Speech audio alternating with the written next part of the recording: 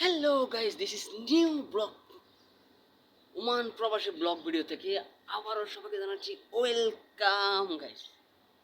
আজকে আমি আছি ছাদের উপর।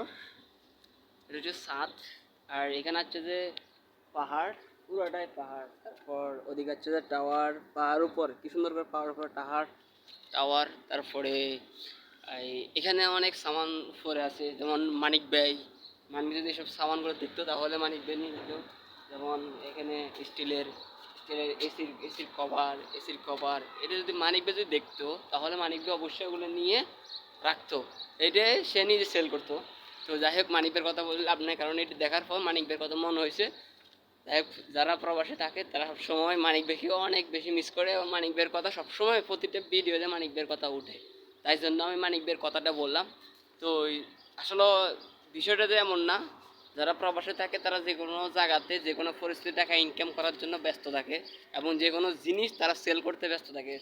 দেখেন, ডাস্টবিন থেকে যেটা কুড়ে পাবে ওটাও বিক্রি করার জন্য চেষ্টা করেন, কারণ তাদের জন্য দরকার যে টাকা। তারা টাকার জন্য সব কিছু করতে পারে, ঠিক আছে। এই যে দেখেন আমার পিছনে কত একটা পাহাড়, দেখেন পাহাড়ের ভিতরেও যে একটা ইয়ে আছে, আর জানি না ক্যামেরা শো হচ্ছে কিনা। একটা গর্ত আছে, গর্তের ভিতরে কিন্তু অনেক পাখির বাসা। তো আমি আসলে উঠতে পারবো না, তাই আমি বলবো না। যাই হোক, পাহাড়টা আপনারা দেখেন কত বড় পাহাড়। তারপর গতকালে কাজ করলাম এখানে, এই ইয়েতে কাজ করছিলাম, এই যে ইয়ে টাঙ্গিটাতে কাজ করছিলাম। টাঙ্গিটা কাজটা ঠিক করছি, 5 ফিটারের সব সব কিছু হয়ে গেছে আল্লাহ আলহামদুলিল্লাহ, আল্লাহ দিলে। তো আসলে